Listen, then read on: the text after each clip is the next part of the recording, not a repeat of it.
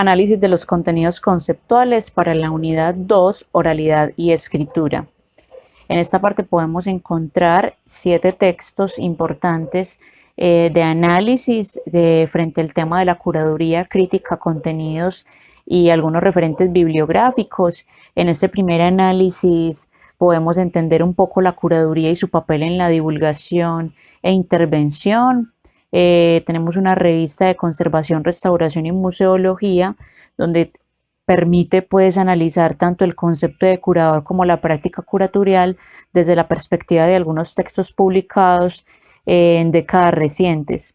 Esto se da mucho desde la parte en el ámbito de análisis institucional y académico en México como tal, en donde obviamente se revisa la técnica y la academia desde un papel de curador como divulgador y sobre los entornos en términos de la curaduría, donde se aborda para América Latina durante estas últimas décadas recientes.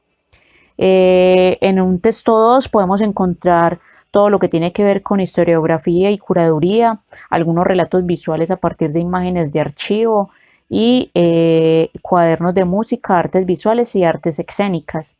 Allí podemos encontrar la articulación creativa de procesos historiográficos y postulados curatoriales alrededor del laboratorio de relato de alternativas a la historia y a la misma historia del arte. Podemos comprender historiografía, curaduría, cultura visual, historia del arte y conocer también lo que fue el taller 4 Rojo y su memoria.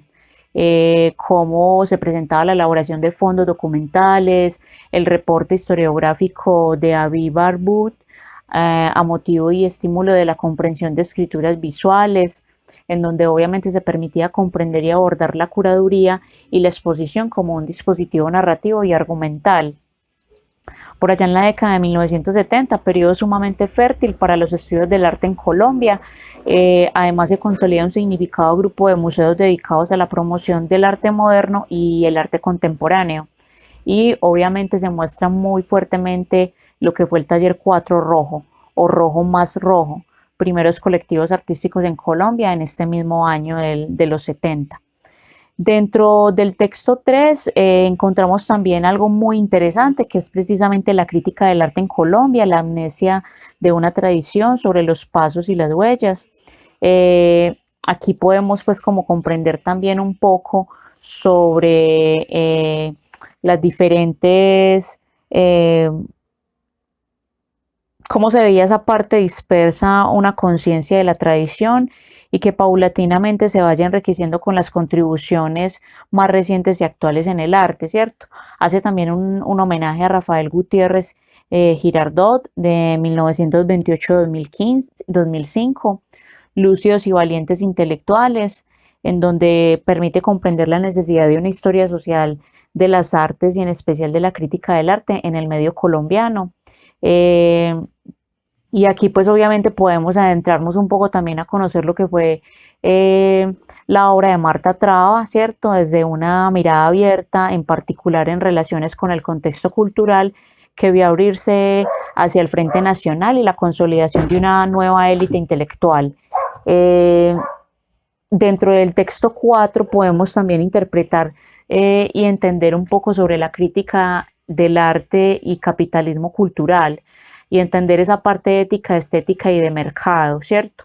En los entornos contemporáneos, violencia, huellas y representaciones, como Caminando por la incertidumbre de Fernando Quiles García, y en los entornos contemporáneos, donde Eunice Miranda Tapias y Juan Manuel Rodríguez.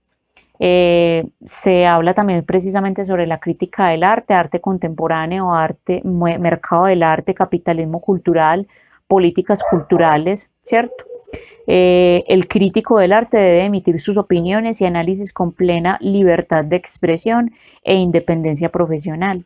El crítico del arte mantendrá en todo momento su libertad intelectual respecto de las instituciones públicas y respecto del mercado de las galerías. También trata de adentrarnos sobre el tema crítico prolunguista, crítico curador y crítico protagonista.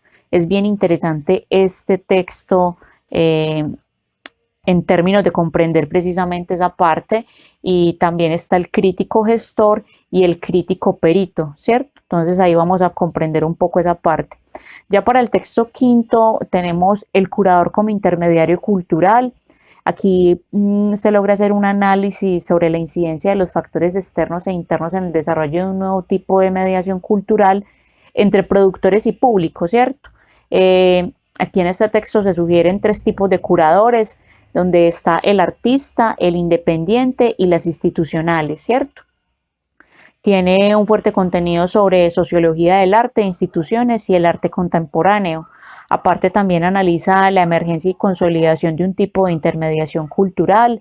La práctica curar significa cuidar el patrimonio o la colección de las obras, ¿cierto? También podemos entender sobre los movimientos artísticos que ha hecho hincapié en la desmaterialización y la integración de los elementos contextuales y contingentes en una obra de arte, como el conceptualismo, el performance, el happening, el art, el video art, las instalaciones, el nerd art, el arte relacional y es precisamente las ecologías culturales. Y también seguir comprendiendo lo que significa la curaduría, que tiene como función medir entre los productores y precisamente el público. También logra hacer un análisis sobre los primeros curadores contemporáneos, Harold Segman y Walter Hoppe.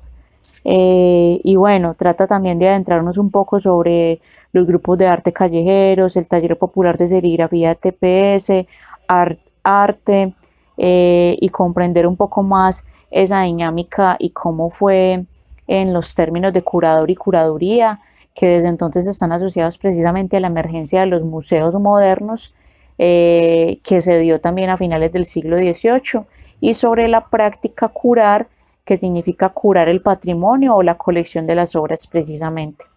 Ya para el texto sexto tenemos muy fuertemente precisamente curaduría e investigación, historias en tiempos largos, donde podamos comprender un poco el premio Turner, uno de los certámenes artísticos más prestigiosos y polémicos del Reino Unido, en donde precisamente aquí se vio una encuesta muy interesante de 500 artistas expertos en el arte del mundo entero para establecer cuál era la obra más influyente para el siglo XX.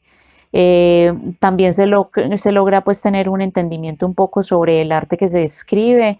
Resulta verdaderamente difícil separar las prácticas artísticas de carácter creativo de las prácticas discursivas que se generan, y comprender la parte de selección y crítica como tal, ¿cierto? Y ya en el texto 7 podemos comprender un poco una conversa sobre de la crítica de las obras y las curadurías del 45 Salón Nacional de los Artistas, en donde obviamente hay posturas interesantes por parte de los curadores y artistas que se encuentran allí sobre cómo ejercer talleres de escritura, periodismo cultural, hacen un llamado también a afinar el lenguaje y tender puentes entre el gran público, que es el público normal, y ese público y esa parte especializada que logra explicar y llegarle a ese público como tal, ¿cierto? Sin importar esa jerga que se maneje. Bueno, tenemos un muy buen material aquí para comprender un poco más sobre la dinámica conceptual en nuestro curso de oralidad y escritura para la carrera de artes visuales. Gracias.